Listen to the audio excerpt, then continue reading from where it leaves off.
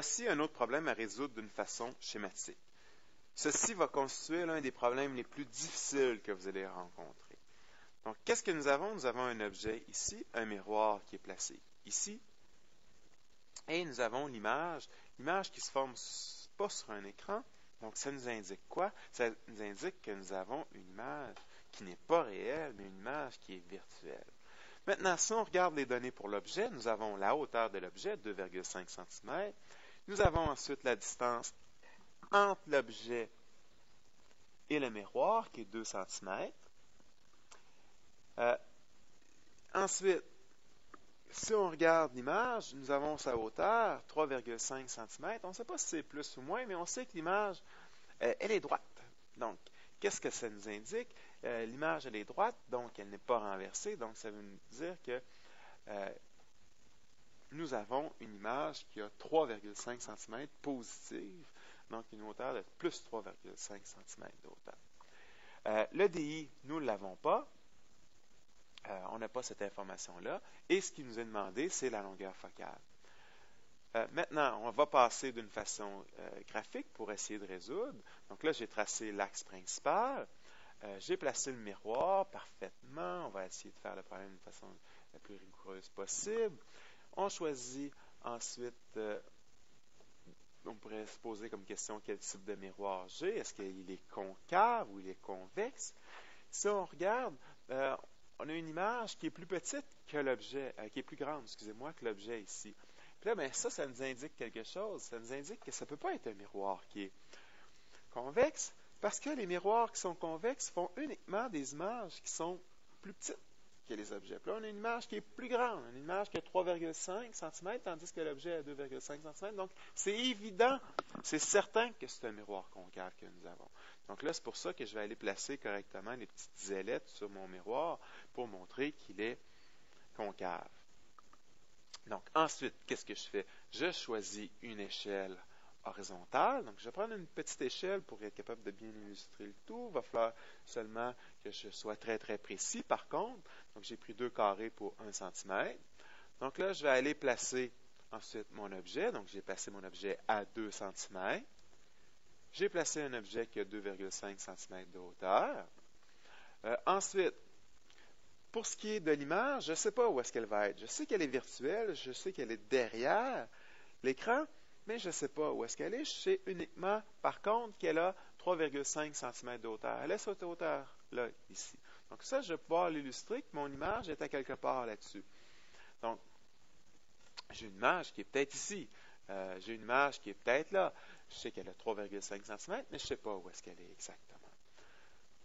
Donc, là, ce que je vais essayer de déterminer, ma longueur focale et la position de l'image à partir du schéma, à partir des informations que j'ai, avec mes rayons caractéristiques. Donc là, j'arrive avec un rayon caractéristique qui est parallèle à l'axe principal. Lui, il va être réfléchi où? Bien, il va être réfléchi vers le foyer. Oups, j'ai pas le foyer. Ah, on sait aussi que le rayon va passer par l'image. Oups, je ne sais pas où est-ce que l'image se situe. Donc, c'est peut-être pas la meilleure stratégie pour commencer. On va peut-être avoir avantage à y aller avec un autre rayon caractéristique.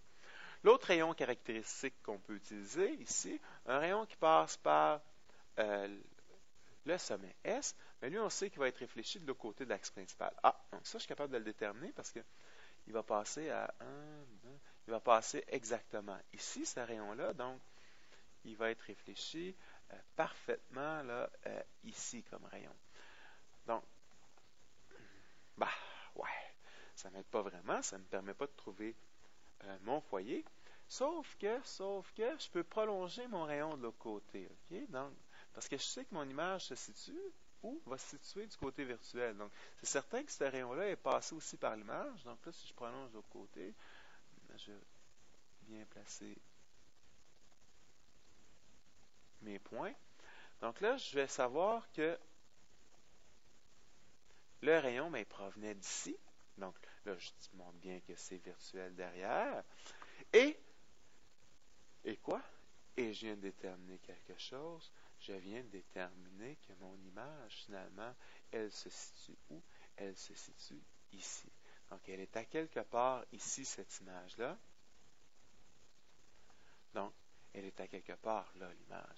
Elle est presque à 3 cm derrière mon miroir. Donc, mon image virtuelle, le DI est presque 3 cm. Voilà, OK, parfait. On a été capable de déterminer la hauteur de l'image. Maintenant, ça ne donne pas la longueur focale. Pas directement, mais si on revient avec notre premier rayon, le rayon incident parallèle à l'axe principal. Lui, on sait qu'il est réfléchi vers le foyer, mais aussi, on sait que quand il est réfléchi, mais c'est certain que le rayon réfléchi, quand il est réfléchi, on sait que ce rayon réfléchi-là est passé par où? Est passé aussi par notre image qui est formée là. Donc là, on peut dire, le rayon est réfléchi. Quand il est réfléchi, ça va ressembler à ça ici. Derrière, on sait que c'est virtuel. Puis on vient de trouver quoi? On vient de trouver le croisement entre l'axe principal et le rayon réfléchi qui provient d'un rayon incident parallèle. On vient de trouver le foyer. Donc, bingo! On a trouvé notre foyer et il reste à mesurer cette distance-ci. Donc, 1, 2, 3, 4, 5, 6, environ une longueur focale, de 7 cm.